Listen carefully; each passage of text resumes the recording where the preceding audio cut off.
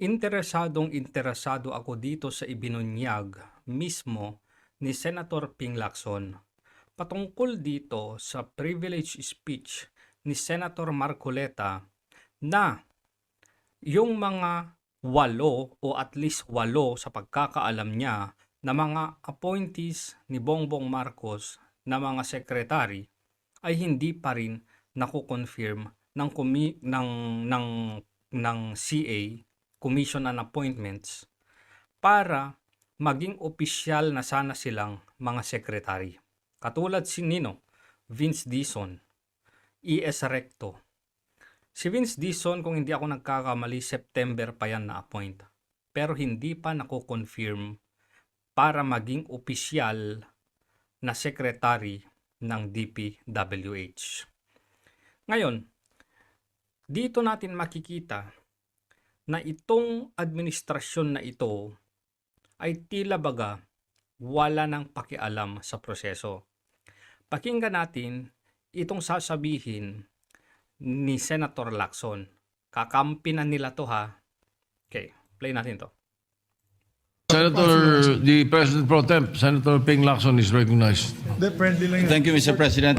If the distinguished gentleman from Pampanga and Tarlac will yield to maybe 1 or 2 questions. Yes, Mr. President. First, I'd like to associate myself because this has been lingering for quite some time, and there's so many session breaks that I remember Secretary Dizon has been acting secretary. And during a lunch meeting with Secretary Recto, acting Secretary Recto, acting Executive Secretary. Puro acting, no? Puro acting. I even reminded him, sabi ko sa kanya, Ralph, mag-re-resume na yung session namin. Kailangan humingi na kayo ng ad interim appointment para ma-take up kayo ng commission on appointments. Pag inabot kayo ng session, resumption ng session, you will just be nominated. Correct. And you cannot perform unless confirmed. So, ni-remind na ni Pampilo Lacson itong si Executive Secretary Ralph Recto na magpasa na kayo ng mga interim appointments ninyo para maipasok na kayo sa confirmation process ng CA bago daw mag-session. Ngayon, nagsimula na ang session nila. At hanggang ngayon, wala pa daw silang nare-receive na mga papeles patungkol sa interim appointment nila. Ano ba daw ang sama? Kapag nagsimula na yung session at hindi pa rin nila naipasa o wala pa rin silang interim appointments. Ang ibig sabihin daw noon ay mga nominated lang sila, mga nominado. Ano bang ibig sabihin nun? Hindi sila pwedeng magtrabaho bilang mga sekretary. Pero ano ang nangyayari? Nagtatrabaho sila sa kapasidad ng mga secretary levels. Nakakabahala na itong mga key roles, key positions ng ating gobyerno ay technically pala mga nominated lang at wala silang karapatan na magtrabaho pa. Tuloy. So my question, Mr. President, is in terms of authority and mandate, ano po ba ang difference ng full-time secretary and an acting secretary? I think it doesn't matter kasi yung umpisa mo na kapag hindi sila nagpasa ng interim appointment ay hindi sila pwedeng humawak ng posisyon na yan kasi nominated lang sila. Mr. President, pareho lang po yung kanilang gawain, pareho lang ang kanilang pananagutan, ngunit ang pinag-uusapan po yung pagiging opisyal sana, hindi magiging temporary, hindi acting sana, para sa ganon ang kanilang gawain po sana ay palaging nakasalig po sa kagustuhan ng ating saligang batas. Correct? Kasi kung acting ka lang, hindi ka makakagawa ng pang long term na plano. Bakit? Hindi ka pa nako-confirm eh.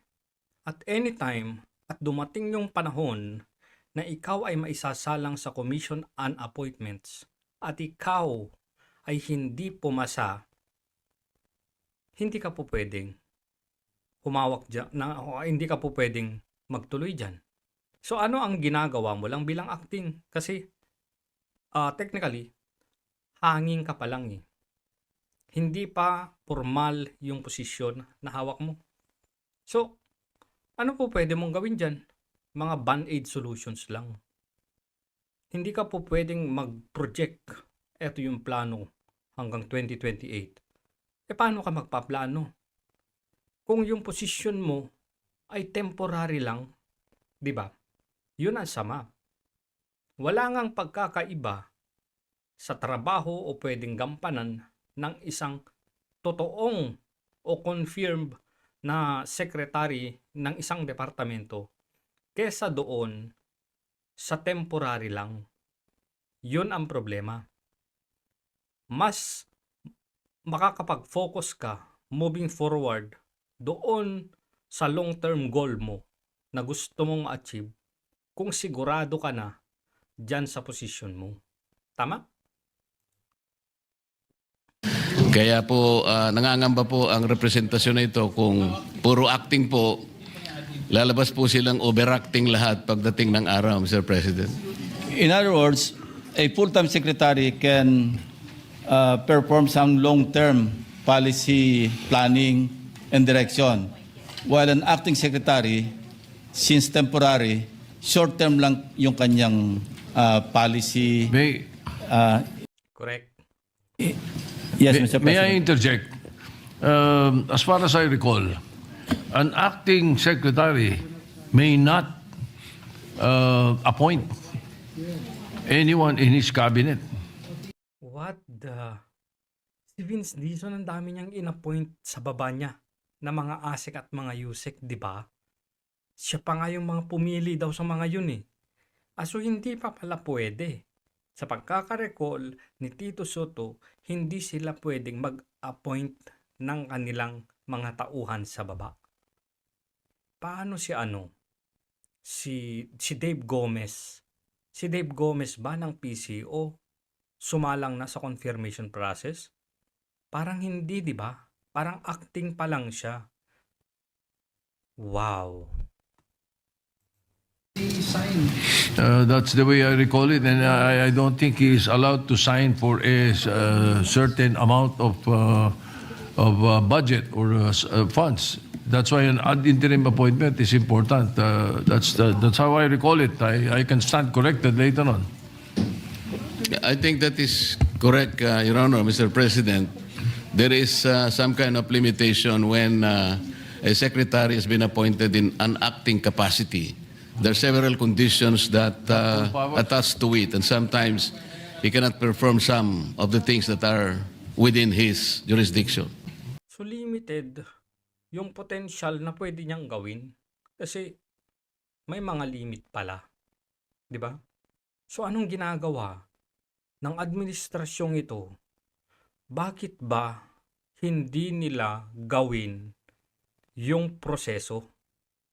Bakit ayaw nilang pa-confirm o sumalang sa Commission on Appointments yung mga ina-appoint ni Bangag na mga sekretary? There's something fishy. Sabi nga ni Ping, ni-remind na sila. Pero wala, hindi nila ginawa.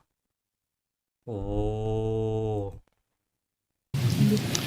That's why, Mr. President, I'm wondering why Malacanang has not issued ad interim appointments, because as mentioned by the distinguished gentleman from Tarlac, marami to, DOTR, DPWH, Executive Secretary, Department of Environment and DBM pa yata.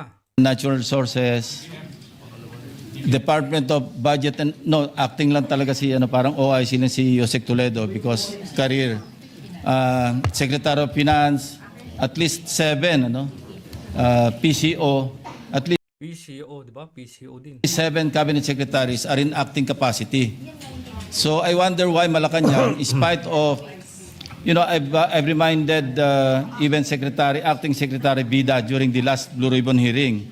I approached him, you better remind Secretary Recto about our conversation that you should be given ad interim appointments because we'll be resuming session on Monday. I remember telling him that. And he said, yes, that's the reason why I'm leaving because I'm having a meeting with the acting executive secretary. But even then, wala rin po nangyari kasi nag-resume na tayo last Monday and no ad interim appointments were signed by the president. I wonder why this is the case, Mr. President. Do you have Kita mo na, niremind pa ulit ni Ping. Pero binabalewala nila yung proseso. Ano ba naman ang aasahan kasi natin? Low bender nga, bendalo nga, payag na sila doon sa pagbaliko ng batas. Susunod pa kaya sa proseso?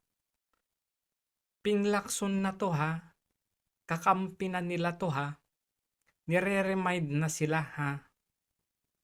Kasi meron at merong senador o meron at merong tao na makakapansin na itong mga to ay hindi pa sumasalang sa commission on appointments. Which sa sinabi kanina ni Ping Lacson na kapag nag-umpisa na yung session nila at wala pa ring ad interim appointments, sila ay mga nominado lamang. would like to venture a guess or you have an information? Your guess is as good as mine, Mr. President. Linya yun ni linya yun ni Ping Lacson Your guess is as good as mine. Loko to. May tsura nito. The graver problem is the CA cannot even act on its constitutional duty because they cannot be confirmed even if the Sino ba tong may silip-silip dito? Si ate naman President would like it to be so because the CA cannot confirm a secretary who is in an acting capacity. CA can only confirm secretaries who are designated with an ad interim capacity. Correct. So, we will be facing a dilemma, Mr. President, that whether Malacanang would submit their names, but these are all in acting capacity, I don't think the CA can act on them because they are not in ad Being interim submitted, capacity, yes. Mr. President. Based on a Supreme Court decision, Ito, may Supreme Court decision pa ha. a cabinet official who is in an acting capacity may only serve for 1 year. There is a Supreme Court decision to that effect. And then what would happen would be circumvention if they are appointed again in an acting capacity and avoiding the Commission on Appointments. Now, may we know how many? I hate interpolating from the chair, no. But in as much as you are discussing it already, may we know how many cabinet officials are now in an acting capacity? As I mentioned, Mr. President, at least 8. What about the DENR? I think kasama. Also, the DNR is included, Mr. President. I guess he will be the victim of the three-strike policy. That the Oo, kasi 2 beses na yata siyang na-bypass, no? So anyway, yung sinasabi ni Tito Soto na pwede na naman nilang paikutin yung batas. Kasi kapag 1 year lang pala dapat yung acting. Ngayon, kung lumagpas ng 1 taon, i-appoint ulit ni Bangag para maiwasan, o di may 1 year na naman siya, para maiwasan ngayon na maisalang sila sa Commission on Appointments. Kasi sa Commission on Appointments talaga kasi, magigisa kasi talaga sila. Mauungkat kasi yung buhay talaga nila. Na kung karapat dapat ba talaga silang hawakan yung posisyon kung nai-appoint sa kanila. Bakit iniiwasan ng administrasyong ito na isalang yung mga appointments, lalong-lalo na sa mga secretary levels, sa commission on appointments. Bakit takot sila? Ha? Ano meron? Mapapatanong ka talaga eh. Ayoko nang magsalita. O sige, yun na lang. Bakit kaya? Bakit kaya? Vince Dizon, kailan pa yan? September pa ang pagkakaalala ko. October, November, December, January. Mag-February na. Acting pa rin hanggang ngayon. 'Di ba?